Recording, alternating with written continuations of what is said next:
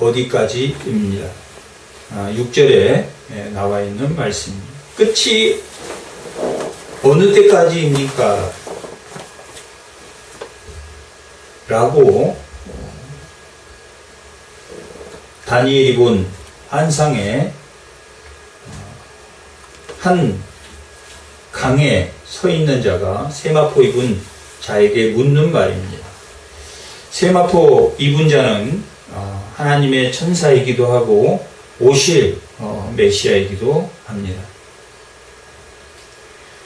그에게 물었습니다. 지금 다니엘에게 보여준 이 12장까지 보여준 그러한 환상들이 어느 때까지, 그러한 환상의 환란이 어느 때까지입니까? 라고 물어보는 말씀입니다. 이 말씀은 이 놀라운 일, 이러한 일, 이러한 은밀한 일,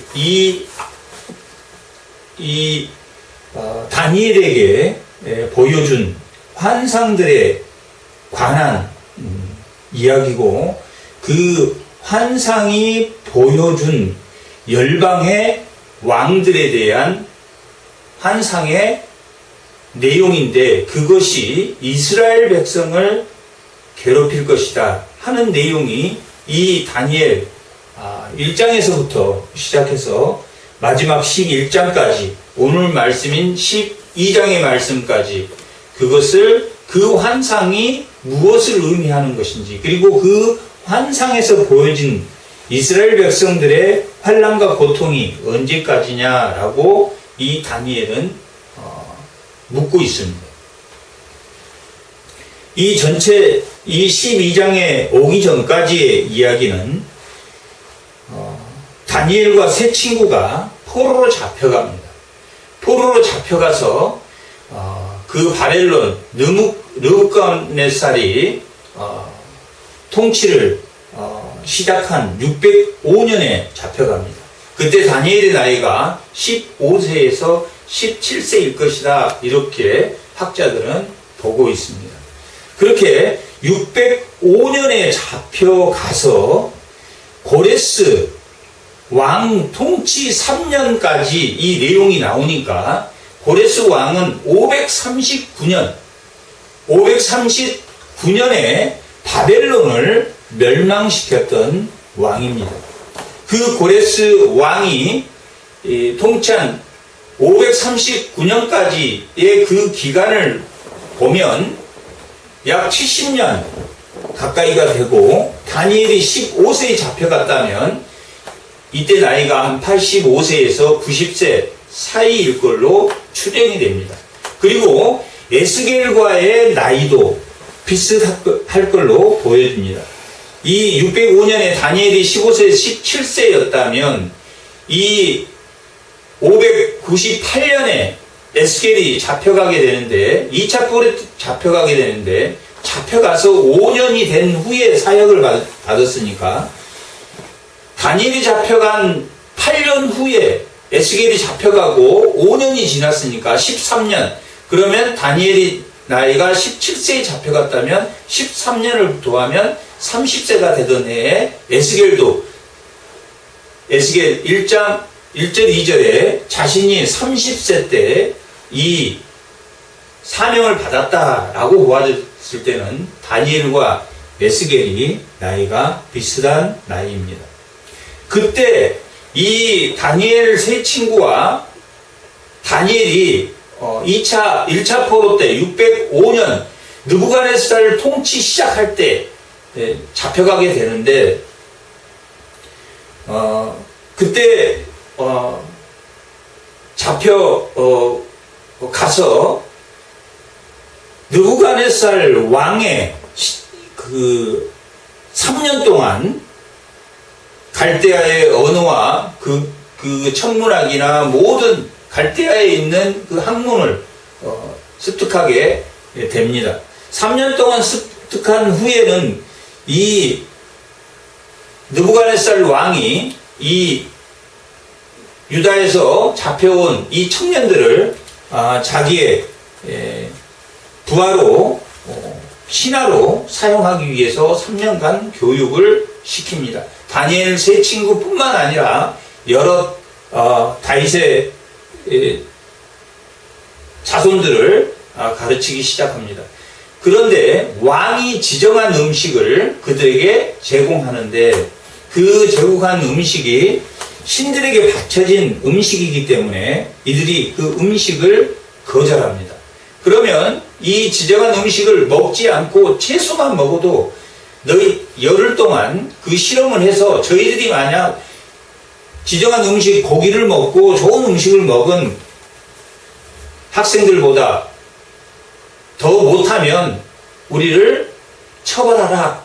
그렇게 해서 열흘 동안 실험을 하는데 그들의 얼굴이 더 아름답고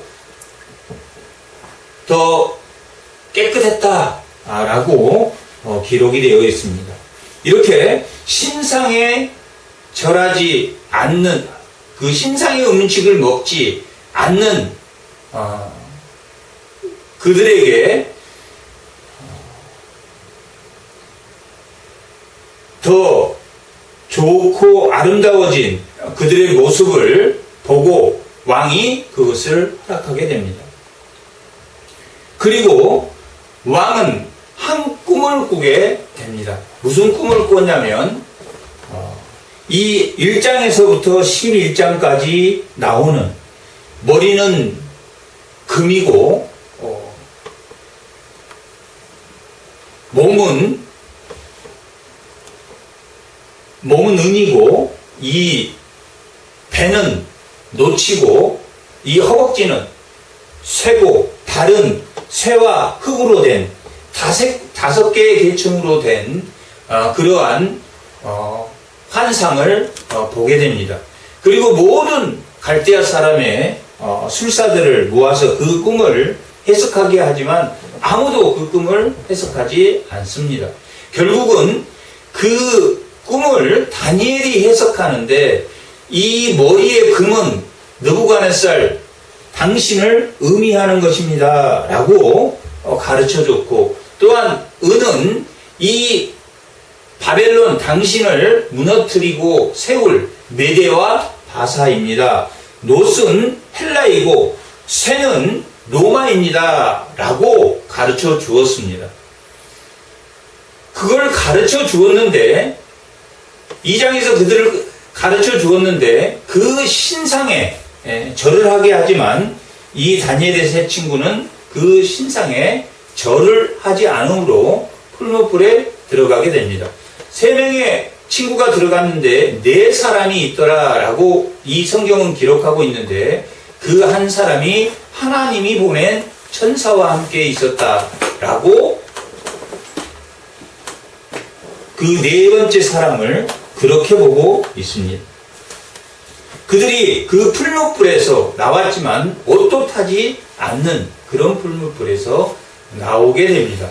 이렇게 느부갓네살이 본 머리는 금이고 가슴은 은이고 배는 놋이고 종아리는 쇠고 발은 쇠와 흙으로 된 이 신상의 모양인 그 나라들이 2장, 3장, 4장, 5장, 6장, 7장, 8장, 9장, 11장까지 그 백성들에 의해, 그들에 의해서, 바벨론에 의해서 70년 포로 생활을 하고 고통을 받고, 메데바사 또한 메데바사 이후에 헬라 다음에 로마, 티토 장군에 의해서 예루살렘이 깨지고, 이 헬라의 안토니오쿠스 4세에 의해서 또 이스라엘의 성전이 더럽혀지고, 이러한 역사들이 11장까지 그들에 의해서 고통받는 이스라엘 백성들에 대해서 나와 있습니다. 그렇게 그들은 신앙을 지켰고, 또한 다니엘도 사자굴에서 살아나오는 경험을 하게 되고 그 천사가 나와서 그 사자의 입을 봉함으로 그 사자굴에서 나오는 그러한 하나님의 역사가 일어납니다. 이런 생명의 역사가 1장부터 6장 사자굴에 들어가는 그때까지의 환상은 열방의 왕들에 대한 환상을 세 친구와 다니엘이 겪은, 그리고 다니엘이 그 꿈에 대한 환상에 대한 해석을 해주는 것이 1장에서 6장까지의 내용입니다.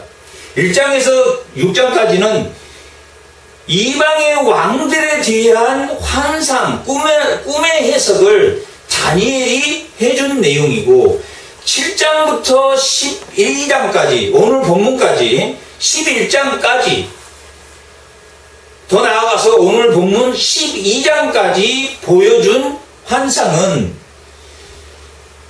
왕들이 본 환상을 다니엘이 해석해 준 게 1장에서 6장이라면 7장부터 12장까지는 왕들이 본 환상이 아니라 다니엘에게 보여준 환상을 이야기하고 있습니다. 그러나 1장에서 6장, 7장에서 12장까지의 동일한 내용은 무엇이냐면 열방을 주관하시는 것도 하나님이시다. 그리고 이 열방들에게 고통받는 이스라엘이지만 너희가 믿음으로 견디면 그 열방을 세우기도 하시고 넘어뜨리기도 하시고, 이것은 성도들의, 오늘 본문에 나와 있는 이스라엘 성도들이 깨지기까지, 이스라엘 성도들이 메시아가 누군지 알기까지, 하나님이 어떠신 분인지 알게 하기 위해서 바벨론을 통해서, 메데바사를 통해서, 헬라를 통해서, 로마를 통해서 그들을 알게 하신다라고 기록되어 있는 게 7장에서 12장까지의 내용입니다. 1장에서 6장까지가 왕들의 꿈의 해석이라면, 왕들의 환상에 대한 꿈의 해석이라면 7장에서 12장까지는 다니엘이 본 환상의 내용이 나와 있습니다. 그것의 중심이 전반전에 나와 있는 열방의 왕들, 후반전에 나와 있는 그 열방의 앞으로 일어날 그 열방의 나라들을 통해서 이스라엘이 깨지고 힘들고, 또한 이스라엘 백성들이 오히려 우리나라가 일본에 침입을 받았을 때 침입파들이 생겨서 나라를 팔아먹고 그들이 오히려 일본에 협조해서 나라를 힘들게 했던, 독립군을 고발하고 한 것처럼 이 11장에는 그런 것들이 기록되어 있습니다.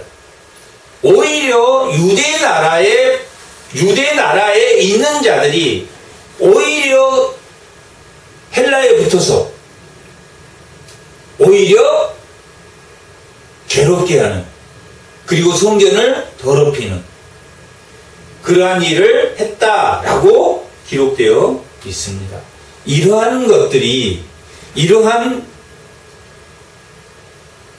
열방의 왕들이나 이 이스라엘이 이러한 환난을 통해서 생명의 주관자가 하나님이다라는 것을 알게 하는 그때까지, 어떻게 보면 예수님이 재림하는 그때까지 성도들은 있을 것이고, 그리고 오늘 본문의 마지막 절에 내가 평안히 쉬다가 그 목을 받을 것이다 라고 다니엘에게 말하고 있는데, 평안히 쉬다가 라는 말은 평안히 자다가 죽은 후에 언젠가 예수님이 재림하면 내가 생명책에 기록한 대로 내가 일어나리라. 다만 그 환난 가운데 변하지 않는 자, 그 환난 가운데 하나님의 말씀대로 산 자들은 그 생명책에 기록될 것이고, 또한 그 끝날에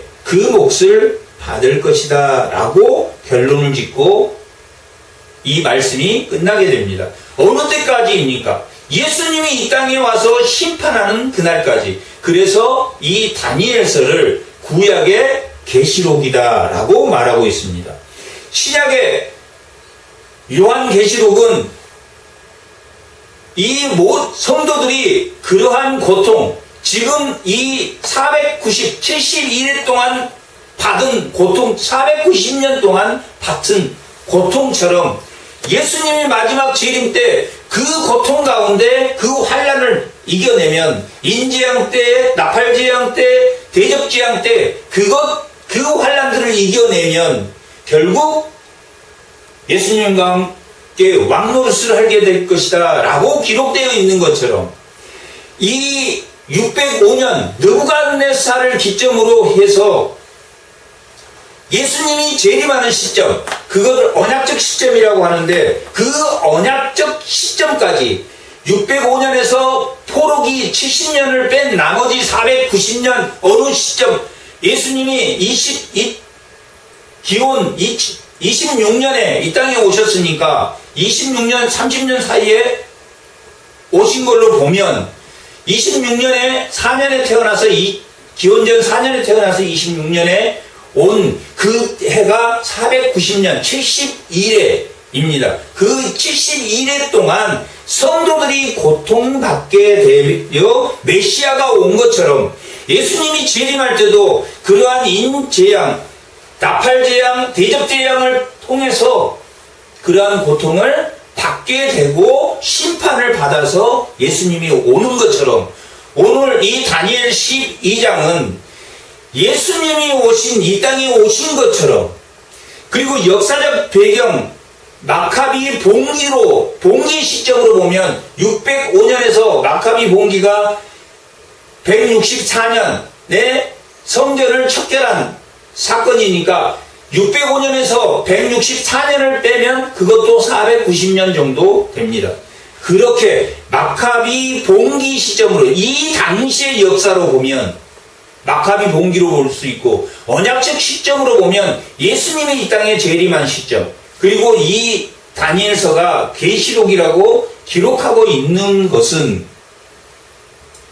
마지막 때 예수님이 이 땅에 재림한 것까지 요한계시록에 나와 있는 그 계시까지를 포함하고 있기 때문에 이 역사적 배경으로 보면 마카비 봉기로 볼 수 있고 언약적 시점으로 보면 71회가 예수님이 이 땅에 오신 시점이 되지만 예수님이 재림한 이후에 우리가 완전한 하나님 나라가 회복되고 하나님 나라가 완성이 되므로 그 시점으로 보고 이 마지막에 내가 평안히 쉬다가 이 땅이 끝나는 데까지 오늘 말씀이 어느 때까지입니까? 예수님이 재림할 때까지. 그런데 예수님이 재림 언제 합니까? 사도행전에서 말하는 것처럼 1장 7절에서 말하는 것처럼 때와 시기는 하나님이 정하십니다. 때와 시기를 사람이 정한다면 누군가가 그 때를 말한다면 인생의 모든 것을 다 접어버리고 현실 자기 오직 아무 일도 하지 않고 그냥 예수만 바라보고 예수를 바라보지 말라는 게 아니라 현실을 버리는 현실 속에서 이 세상 속에 사는 동안 그래서 때와 시기는 하나님이 정한다라고 기록되어 있습니다. 그리고 이 다니엘서의 특징은 히브리서와 아람어로 되어 있는데 2장 5절에서부터 7장 마지막 절까지가 아람어로 되어 있습니다. 1장에서 2장 4절까지는 히브리어로 되어 있고 8장에서 12장까지는 히브리어로 되어 있습니다. 그리고 2장 5절에서부터 7장 마지막 절까지 아람어로 되어 있는데 아람어는 당시 아람이 거의 아수르에서 유럽 마케도니아까지 모든 수리아 그쪽을 점령하고 있었기 때문에 아람어가 당시에 우리 오늘날 영어처럼 만국이 사용하던 언어였기 때문에 이걸 아람어로 기록하고 있는 것은 열방 오늘날 우리가 한글로 기록하다가 2장 5절에서부터 7장 마지막까지는 영어로 기록하고 마지막 8장에서 12장까지는 한글로 기록했다면 누구에게 남기려고 이 다니엘서를 기록했다는 것입니다. 열방을 향해서도 이 기록. 열방을 주관하시는 게 하나님이다. 이 다니엘 전체를 말하면 열방을 주관하시는 게 하나님이다. 다니엘의 이름이 나의 심판자가 하나님이시다 라는 이름입니다. 하나님이 우리의 주관자다. 열방도 그렇게 바벨론이 무너지고 메대를 하나님이 세우고 또한 헬라를 세우고 헬라를 알렉산더 대왕에게는 아들이 둘이 있었는데 그 아들이 왕위를 잇는 게 아니라 그 신하들이 신하 4명이서 그 알렉산더가 차지했던 그 나라를 넷으로 나눠서 그 중에서 두 부하인 프톨레미와 셀루쿠스 왕조 두 왕조가 대립하는데 프톨레미 남조의 왕 남쪽에 애굽과 예루살렘과 애굽을 차지한 수리아 쪽을 크게 차지하고 있는 셀루쿠스 왕조 두 신하가 있었는데 그 두 신하는 원래 알렉산더 대왕 밑에서는 가장 강력한 신하들이었습니다. 왕을 보필하고 두 사람 간에 너무나 사이가 좋은 그런 사이였습니다. 그러나 왕이 죽고 나라가 둘째이 된 다음에는 이 프톨레미 왕조는 이 알렉산더 대왕 밑에서 하나의 리더자로 좀 순리적이고 좀 의협적이고 정의로운 쪽의 왕조였는데 이 셀쿠스는 악랄하고 힘이 세고 용맹하고 그렇기 때문에 이 셀쿠스가 이 남쪽을 치게 되고 또 남쪽이 힘을 모아서 또 이 셀쿠스 왕조를 치게 되고 두 왕조가 싸웠다라는 것이 오늘 본문 12장 앞절에 나와 있습니다. 12장 11절이 두 왕조가 싸웠다는 이야기가 나오고 있습니다. 두 왕조가 싸웠을 때 결국은 로마가 그들을 치게 됐다. 그런데 이 두 왕조 중에서도 안티쿠스 4세 셀 왕조의 한 아들이 강한 안티쿠스 4세가 남 왕조와 싸우다가 물러가면서 성전을 더럽히고 이 이스라엘 백성을 쳐 죽이고 가진 또 이 제사를 폐하고 그랬었다라고 기록되어 있습니다. 잠깐 11장 한번 보겠습니다.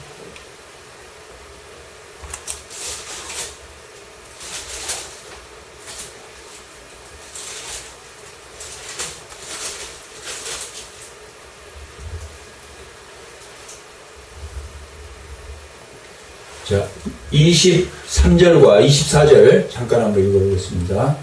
그와 약조한 후에 그는 거짓을 행하여 올라올 것이요 소수 백성을 가지고 세력을 얻을 것이며 그가 평안할 때 그 지방의 가장 기름진 곳에 들어가서 그의 주장들이 행하지 못한 것을 행할 것이다.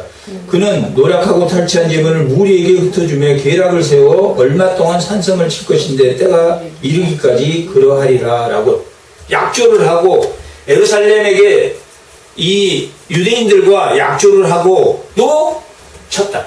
그리고 약조를 했으니까 서로 평안한 것처럼 했다가 쳤다. 그런 계략을 아주 간악한 이 셀쿠스 왕조의 안티쿠스 4세가 가장 안악한 왕인데 그 왕이 이 프톨레미 왕조와 전쟁을 하고 올라갈 때마다 이 예루살렘을 쳤다라고 기록되어 있습니다. 그리고 27절 한번 읽어보겠습니다. 이 두 왕이 마음이 서로 해하고자 한 밥상에 앉았을 때 거짓말을 할 것이다. 이 두 왕조는 누굽니까? 프톨레미 왕조와 셀쿠스 왕조.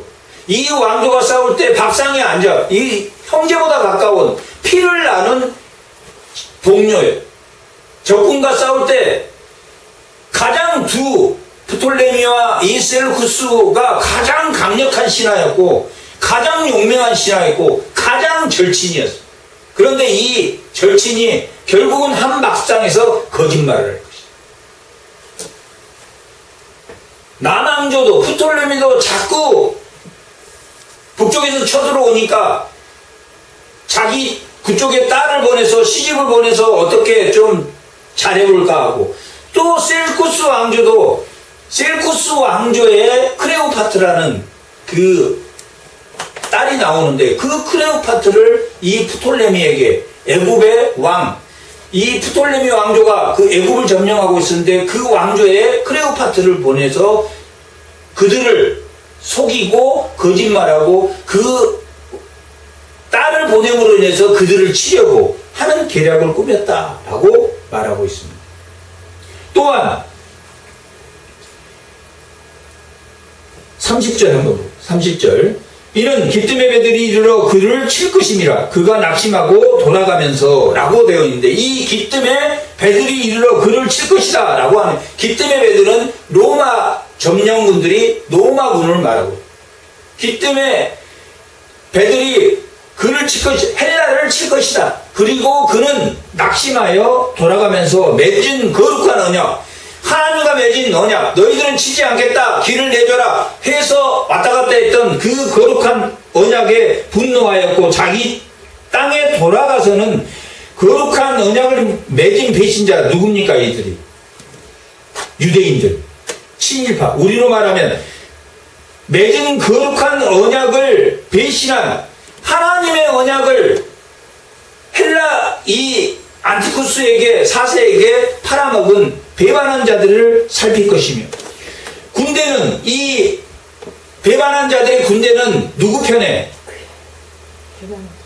이 헬라의 안티쿠스 4세의 편에 설 것이며, 성소 곧 그 견고한 곳을 더럽히며 매일 제사를 폐하고 멸망하게 하는 가증한 것을 세웠다. 거기 성전에다 제우스 신상을 세웠다. 안티쿠스 자신이 제우스라고 해서 제우스 신상을 성전에 세우십니다.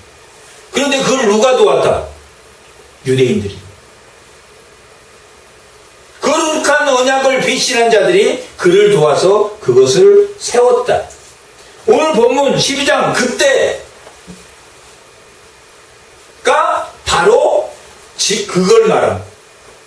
그러한 고통을 받을 때, 그러니까 이 10장에서 말하는 70일에는 포로로 잡혀온 지 이 봉기가, 마카비 봉기가, 그때 마카비 봉기가 일어나서 그 환란의 성전을 깨끗하게 한 그 시점으로 보고, 언약적 시점으로 보면 예수님이 490년이 된 포로 70년에서 70년이 지난 그 시점에서 1차 포로 538년에서 예수님이 오신 그때가 490년으로 언약적 관점에서 보면 그 시점으로 보고, 이 마카비 봉기가 일어난 그때 얼마나 이스라엘이 포로로 잡혀가고, 또한 메대가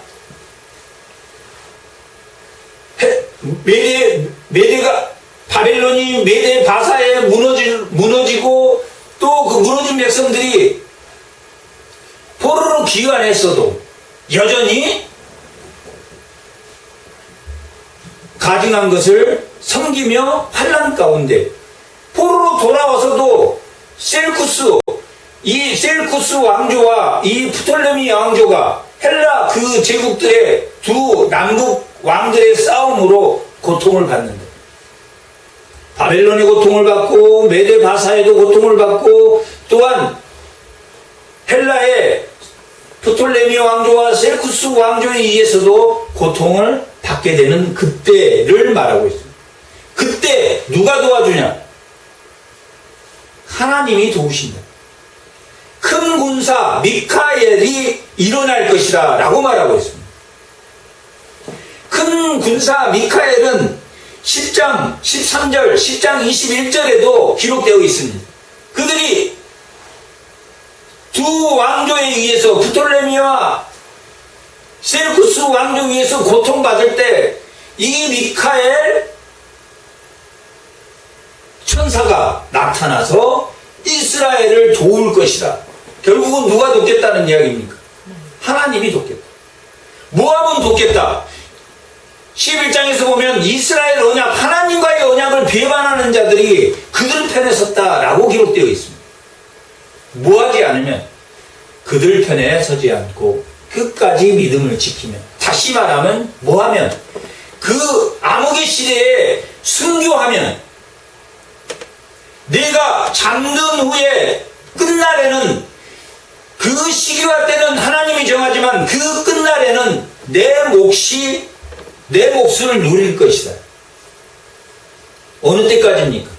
우리의 끝날이 있다 할지라도 예수님이 재림하는 그날까지 모든 사람이 자기 믿음을 지키면.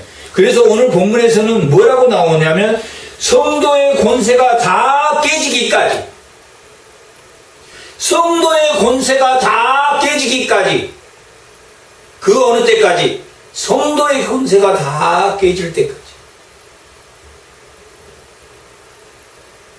한때, 두때, 반때의 환난을 지나 성도의 권세가 다 깨질 때까지, 그러면 이 모든 일이 끝날 때이다 라고 오늘 본문은 기록하고 있습니다. 이렇게 1절에 그때 내 민족을 호위하는 큰 군주 미카엘이 일어날 것이요 환란이 있으리니 이는 개국 이래로 그때까지 없었던 환란이다. 개국 이래라는 것은 언제입니까? 창세 이래로 가장 고통받을 때가 이때다. 언제보다 더 고통받았다. 568년 이스라엘이 바벨론에 의해서, 느부갓네살에 의해서 멸망된 그때보다 더 괴로운 시기가 올 것이다. 그들이 바벨론 포로로 잡혀가서 지금 예수님이 오기 전까지 490년 동안의 환란을 받을 것을, 그 암흑의 시대에 그들이 환란을 받을 것에 대한 환상을 보여줍니다. 누구에게? 바벨론. 아니, 다니엘에게. 몇 장부터 몇 장까지? 7장부터 몇 장까지? 12장까지. 1장에서 6장까지는 그 열방의 왕들이 보는 환상을 다니엘이 해석해주고, 7장에서 마지막까지는 다니엘이 그 열방들이 이스라엘을 괴롭힐 것을, 그리고 이스라엘의 그 거짓된 백성들이 이스라엘을 배반하고 그들의 편에 설 것을 말하고 있는 말씀입니다. 결국 이래, 창세 이래에 가장 고통받을 것이다. 그리고 이보다 예수님이 예루살렘 성이 해파될 것이다. 로마 왕 티토 장군이 70년 기원 후 70년 내 예루살렘을 해파했는데 돌 위에 돌 하나도 남지 않게 해파했을, 그때보다 더 고통스러웠을 것이다. 이 고통이 예수님이 재림할 때 받을 대환란, 7년 대환란과 계시록 11장 3절에 나와 있는 3년 반 대환란과 12장 6절에 있는 후 대환란, 7년의 대환란과 비교해서 나온 것으로 볼 때 얼마나 많은 사람들이 죽고, 얼마나 많은 사람들이 배반하고, 얼마나 많은 사람들이 하나님을 등지며 필요할 때 등을 돌려서 적과 내통하고 하나님께 대적하는, 수없이 약속한 것들을 어기면서 그렇게 하나님을 배반하는 사건이 나옵니다. 내 백성, 그때 내 백성 중에 책에 기록된 모든 자가 구원을 받을 것이다. 여기서 말하는 책에 기록된 것은 언제 책에 기록되었겠습니까? 창세 전에 기록되었다. 에베소서 1장 4절에 하나님이 창세전에 택한 자라고 기록돼요. 창세전에 택한 자, 그 생명책에 기록된 자들이 뭐 할 것이다? 구원을 받을 것이다 라고 기록되어 있습니다. 그 땅의 티끌 가운데 자는 자 중에 많은 사람이 돼. 티끌이라는 것은, 그 땅의 티끌이라는 것은 땅에서 죽은 자들을 의미합니다. 티끌 가운데 자는 자는 영생을 얻어요. 그러니까 죽은 자는 수월로 가는 거고 자는 자는 얻을 영생을 얻을 것이다. 그 영혼이 영생을 얻을 것이다 라고 기록돼요. 그리고 수치를 당하여 영원히 부끄러움을 당할 자도 있을 것이다. 땅에 티끌같이 우리는 죽게 되는데 티끌처럼 그 아담처럼 흙처럼 우리 흙으로 돌아갈 것인데 어떤 자는 죽은 자고 어떤 자는 잠든 자가 될 것이다. 잠든 자는 영생을 얻을 것이고 죽은 자는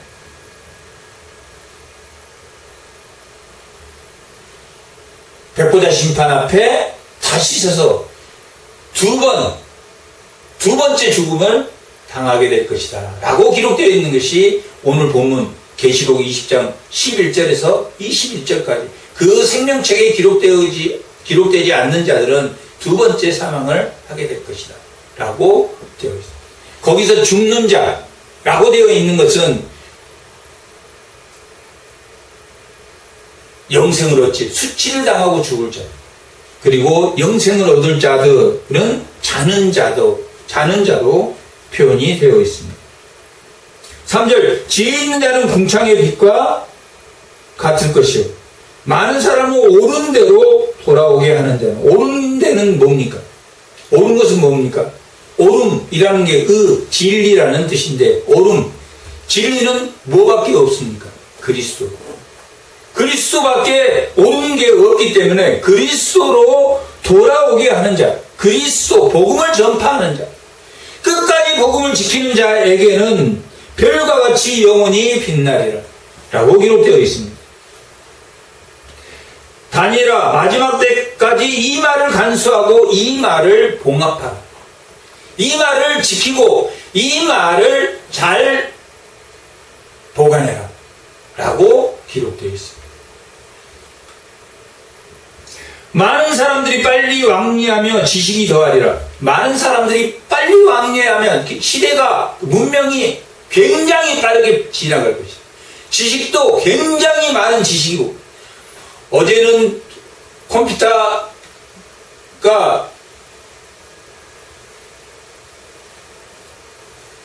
7세대였는데 1년이 지나면 8세대고 1년이 지나면 9세대가 되고 1년이 지나면 10세대가 그렇게 지식이 급속도로 그러면 7세대에 작년에 있었던 지식은 필요 없어지는 그렇게 지식이 많아질 것이다. 그리고 왕래가 빨라질 것이다. 여기서 뉴욕까지 가는데 2시간이면 가는 비행기가 이제 나오는 시대가 있을 것이다. 뉴욕에서 점심 먹고 한국 서울에 와서 저녁 먹는 그러한 시대가 올 것이다. 많은 사람들이 빨리 왕래하면 지식이 더하리라. 인본주의와 세속주의가 더 빨리 올 것이다. 그럴 때 하나님의 말씀을 간직하고 진리이신 옳은 것인 복음을 끝까지 붙들고 살아라. 그렇게 많은 지식 속에서 뭘 잃지 말아라. 복음을 잃지 말아라 라고 오늘 본문은 말하고 있습니다. 그 중에 하나가 나 다니엘이 본즉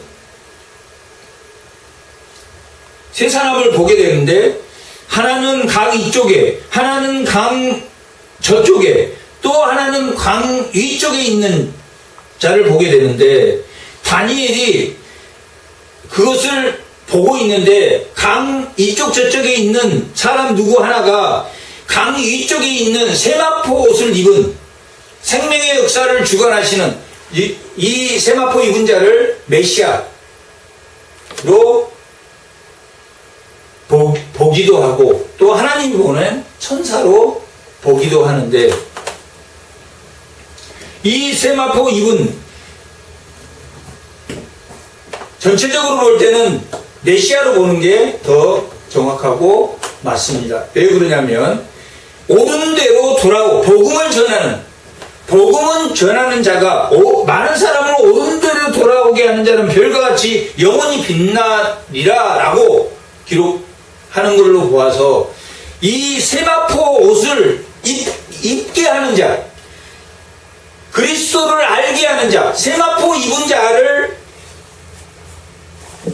완전한 제사장인 그 세마포 옷을 입고 온 완전한 제사장인 예수 그리스도를 전하는 자, 그 강 위쪽에 있는 그 생명을 주관하는 그 사람에게 이르되, 그 강 쪽에 있는 한 사람이 그 세마포 입은 위쪽에 있는 사람에게 물으되, 이 놀라운 일의 끝이 언제입니까? 라고 하더라 라고 기록되어 있습니다. 오늘 말씀의 제목이 이 놀라운 일은 무엇입니까?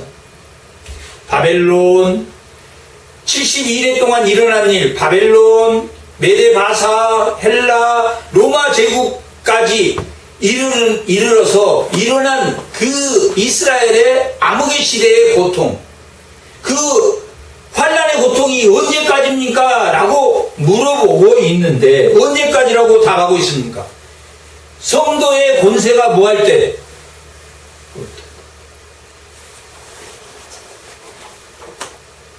성도의 세상적인 지식과 성도의 세상적인 권세가 끊어졌을 때,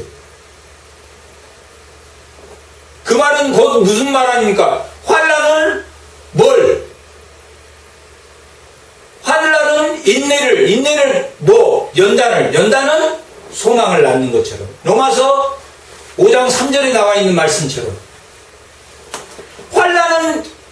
환난을 겪을 때 성도의 권세가 꺾어질 그 인내, 하나님의 그 인내는, 히브리서 10장에 그 인내는 하나님의 뜻을 받기 위해서 그 인내가 필요하다라고 기록되어 있는 거죠.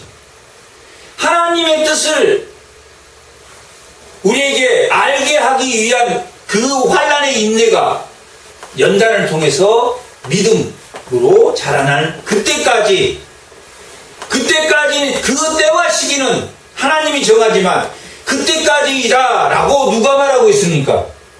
메시아가, 예수 그리스도가, 이 나타난 세마포 옷을 입은 메시아가, 하나님의 천사가, 하나님의 영이, 로마서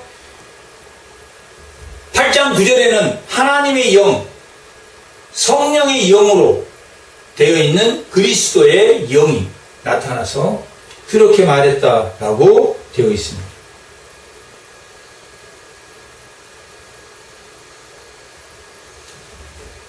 그러나 한때 두때, 한때는 1년이고 두때는 2년이고 반이니까 3년 반의 환난을 지나서 성도의 권세가 다 깨지기까지.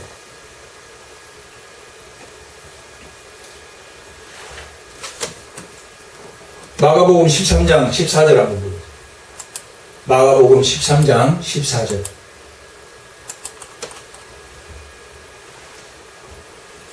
한번 읽어보겠습니다.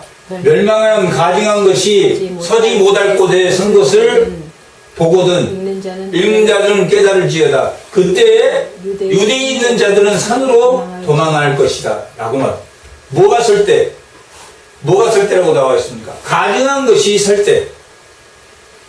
성전에 제국 신상을 세웠습니다. 가증한 것이 설 때, 그때 유대, 지금 이 13장 14절의 말씀은 이스라엘의 멸망을 예고하는 말씀입니다.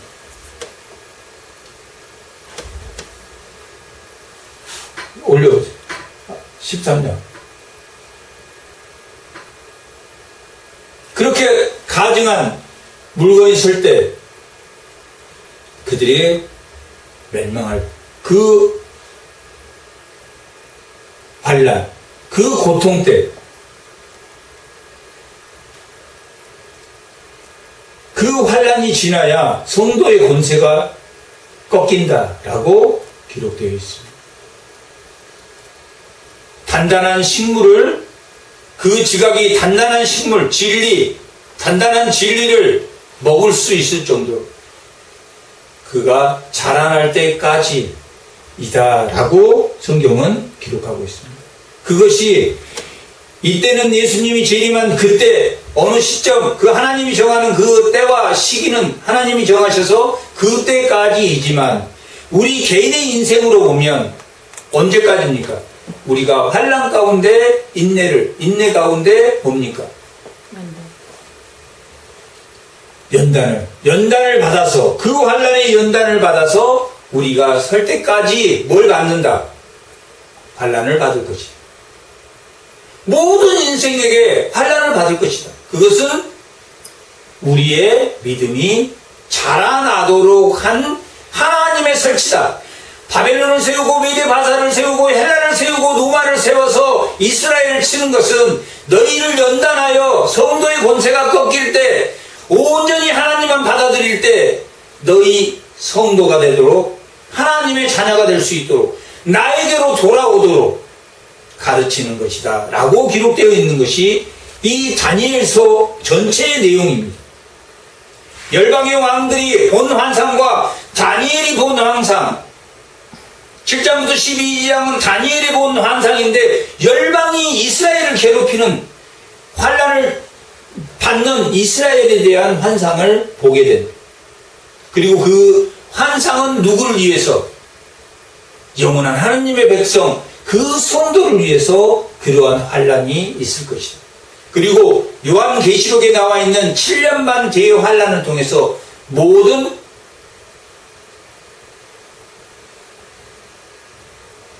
하나님을 대적하는 자와 하나님을 대적하지 않는 자를 가리게 되고,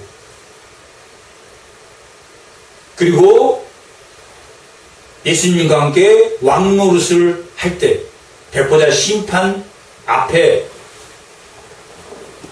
모든 죽은 자와 모든 자는 자들이 일어나서 심판을 받고 불못으로 가고 마지막 새하늘 새 땅 완성된 하나님 나라로 가게 될 것이다. 그러기 위해서 성도들은 뭐가 자라나야 된다? 믿음이 자라나야 된다라고 기록되어 있습니다. 그러면 이 모든 일이 끝나리라.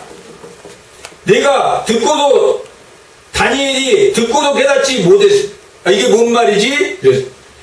내가 이르되 내 주여 무슨 모든 일이 결국 어떠하겠나이까 하니 그가 이르되 다니엘아 갈지어다 라고 말하고, 다니엘아 갈지어다 이 말은 마지막 때까지 간수하고 봉합하라는, 이게 뭔 말이냐면 다니엘아 갈지어라 라고 말하는 것은 아까 뭐라고 했습니다. 많은 사람을 모한 대로 돌아오게 하라고 했습니다. 옳은 대로 돌아오고 지켜라, 이 말씀을 지켜서 많은 사람들에게 옳은 대로 돌아오도록 가라. 언제까지입니까? 어느 때까지 어떻게 해야 됩니까? 어떻게 해야 됩니까? 가라. 그 때와 시기를 알려고 하지 말고 뭐하라? 이 말 너희들이 옳은 대로 옮기는 복음을 들고 나가라 라고 기록하여, 다니엘아 갈지어다 라고, 그 때와 시기를 알려고 하지 말고 갈지어다. 대환란 성도들을 바른 신앙을 갖게 하기 위해서, 바른 믿음을 갖게 하기 위해서 그렇게 하는 것입니다. 이 말은 마지막 때까지 간수하고 봉합할지어다. 많은 사람이 연단을 받아서 스스로 정결하게 하며 희게 할 것이나 악한 사람을 악을 행하리니 악한 자는 아무것도 깨닫지 못하되 오직 지혜 있는 자는 깨달으리. 지혜 있는 자는 깨달으지만 악한 자는 절대 깨닫지 못한다 라고 기록되어 있습니다. 그러니 다니엘아 너는 간직해라. 너는 지혜 있는 자니까 하나님이 지혜를 주셔서 그를 모든 학문을 다 발제 학문을 알게 하셨다라고 한 것처럼,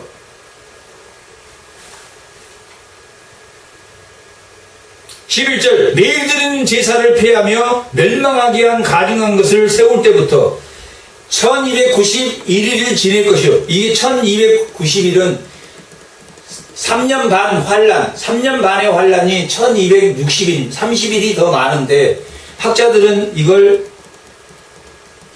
30일 더 환란을 받는다라는 학자도 있고 또한 태양력과 이스라엘 달력이 3년 반이면 30일 차이가 납니다. 이스라엘 달력은 29일로 되어 있기 때문에 한 달에 1일씩 차이가 나니까 1년에 10일 정도 차이가 나는데 이 3년 반이니까 30일 차이가 나게 됩니다. 그래서 그 차이를 말한다라고 말하기도 합니다. 이 기간 동안 고난을 받을 것이다. 아무튼 이 1290일은 3년 반에 30일이라는 것은 유대력으로 봤을 때 이 성경이 어떻게 기록되어 있습니까? 아람어와 히브리어로 기록되어 있습니다. 당시의 열국의 왕들이 이걸 볼 수 있도록 기록해 놓았기 때문에 3년 반 동안 그들에 의해서 고통을, 대환란을 겪게 될 것이다. 기다려서 1345일은 또 앞에 있는 날짜보다 45일이 더 많습니다. 이것도 고난을 받는, 환란을 받는 기간을 의미합니다. 1335일까지 이르는 그 사람은 복이 있습니다. 그 환란을 견디면 3년 반, 7년 뒤의 환란을 겪으면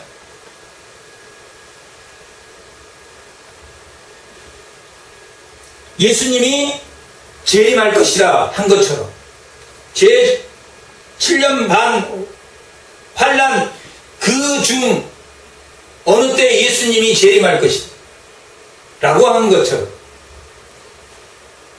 역사적 전천년설은 이 대환란 어느 시점에 예수님이 재림할 것이다. 그리고 천년왕국을 그 고통을 이겨낸 성도들과 함께 할 것이고 그 천년 동안은 무적행의 모든 악들이 사탄들이 다 그 무적행에 갇히기 때문에 천년 동안 악노릇한 이후에 잠시 그 사탄들이 풀어나게 될 것이고 그 풀어난 이후에 백보자 심판을 받게 될 것이다 라고 요한계시록이 기록하고 있는 거죠.